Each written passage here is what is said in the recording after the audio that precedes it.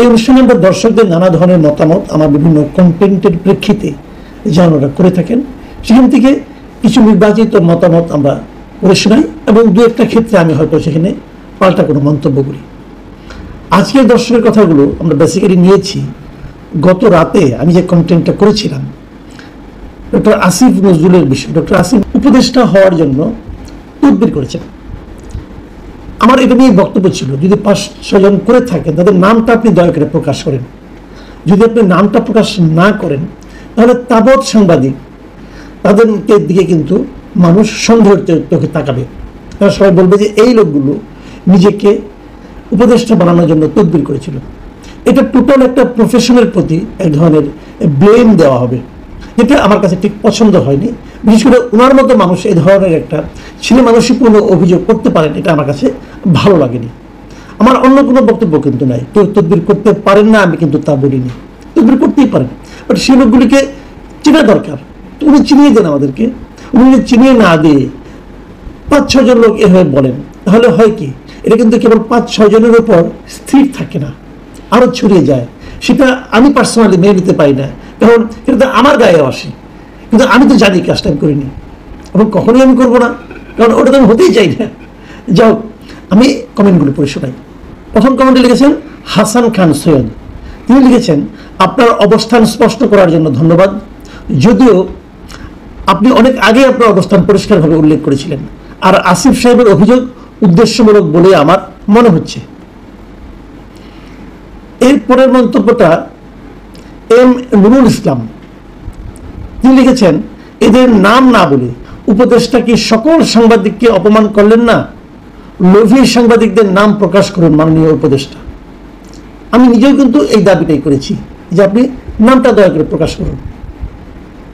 তসলিম লিখেছেন, কামাল ভাই, আসিফ নজরুল স্যার মিথ্যা বলেন না, স্যার অবশ্যই সত্য কথা বলেছেন। ভাই, জাতীয় পতাকাবাহী গাড়িতে চড়ার শখ বহু মানুষের আছে। আমি কিন্তু তসলিম সাহেব আপনার সঙ্গে দ্বিমত পোষণ করছি না।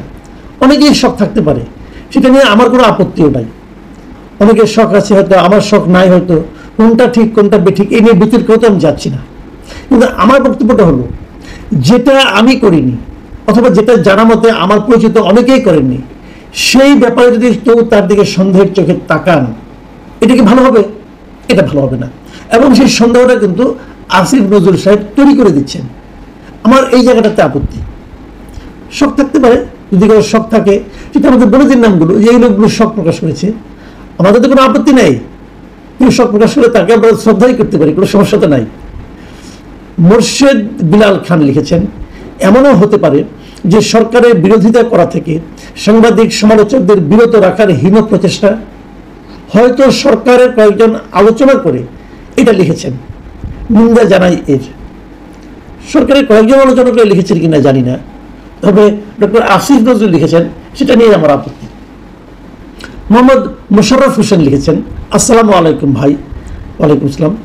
আমরা আশা করি সবার নাম প্রকাশ করবে। আর আসিফ নজরুলের কথায় ইউনূস সাহেব যে ছাত্রদের কাছে জিম্মি হয়েছে তার প্রমাণ পাওয়া গেল। জাকিয়া সুলতানা লিখেছেন, ফারুকি খলিলুর রহমানকে উপদেষ্টা হিসেবে নিতে পারে, কিন্তু সাংবাদিকদের নিলে কি অসুবিধা? আসিফ নজরুল, যারা তদবির করেছেন তাদের নাম জানতে চাই।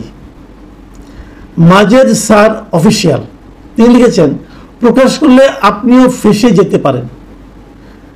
মিস্টার মাজেদ স্যার অফিসিয়াল, আপনাকে বলি, আমার ফেসে যাওয়ার তো কোনোই কারণ আমি দেখি না। কারণ আমি এই সরকার দায়িত্ব নেওয়ার পর আমার সঙ্গে আসিফ নজরুল সাহেবের একবার দেখা হয়েছিল একটা অনুষ্ঠানে, কিন্তু ওনাকে আমি কখনো ফোনও করিনি। কাজেই আমি ফাঁসবো কিভাবে? আর আমি যদি ফাঁসতামই তাহলে এত আত্মবিশ্বাস নিয়ে অনুষ্ঠানটা করতাম না। আপনি যেটা বলছেন এটা একটা ঢালাও ধারণা আপনার। সেলিম খান লিখেছেন, পলাতক কয়েকজন ইউটিউবার পর্যন্ত উপদেষ্টার হওয়ার স্বপ্ন দেখে দেখে দিন পার করছি, এজন্য সব দলকে ভিডিও দিয়ে দিয়ে অপমান করছি। এটা হতে পারে, এটা নিয়ে আমার কোনো বক্তব্য নাই। বিডি চার্টস লিখেছেন, ভাই আপনি কি আসলে তদবির করেছিলেন?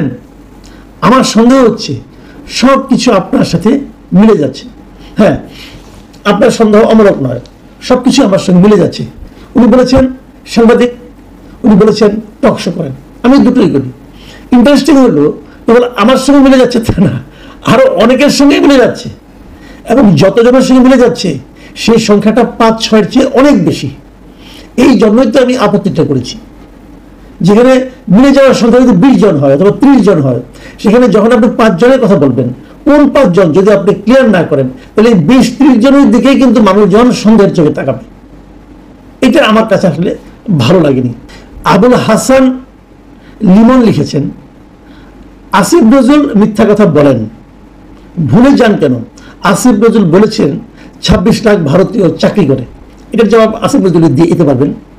রিলি লাভস ফ্যান্ডমস, তিনি লিখেছেন, আমার বিশ্বাস আপনি একজন সম্মানিত সাংবাদিক, কাজে আপনি আপনার নিজের তদবির নিজে না করে অন্যকে দিয়ে করিয়েছেন।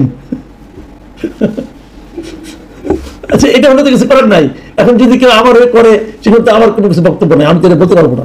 তবে আমি করিয়েছি এটা কিন্তু প্রমাণ করা লাগবে।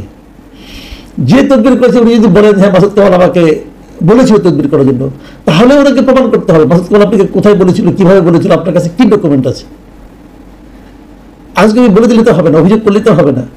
তারপরেও যদি কেউ বলেন, কেউ সেটাও জানতে চাই, আসিফ নজরুল সাহেব বলুন আমার জন্য কেউ তদবির করেছিলেন কিনা, সেটা শুনতে চাই, অসুবিধাটা কি?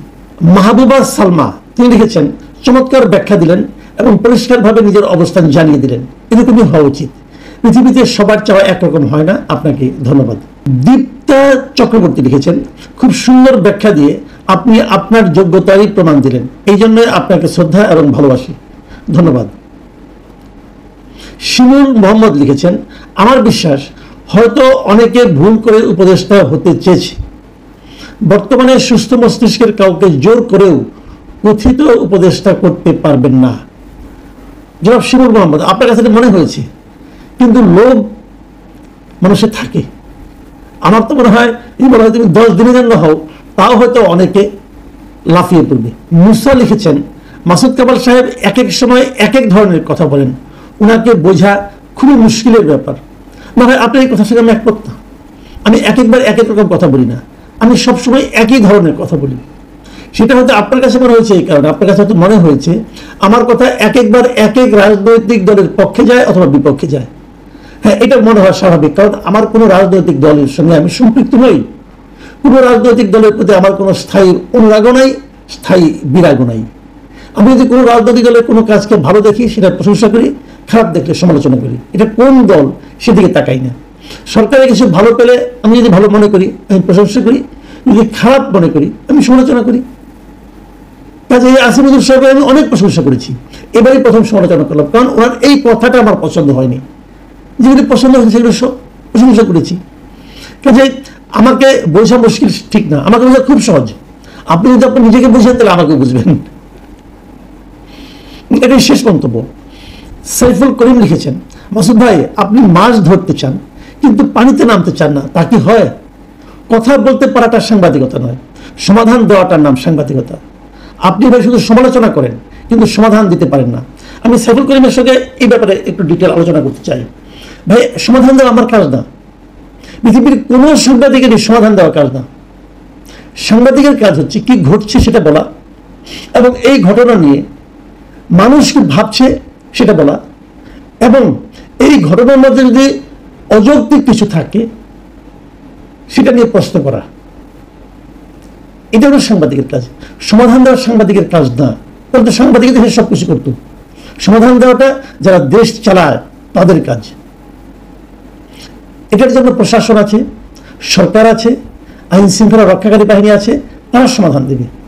কোথাও ধরেন চুরি হলো, চোরকে ধরা সাংবাদিকের কাজ না, চুরি যে হলো এই কথাটা বলা সাংবাদিকের কাজ। চোর ধরার কাজ হলো পুলিশের, চোরকে বিচার করার দায়িত্ব হলো বিচার বিভাগের, আর সেই বিচার বাস্তবায়ন করার দায়িত্ব হলো সরকারের। এইভাবে মাথায় রাখেন।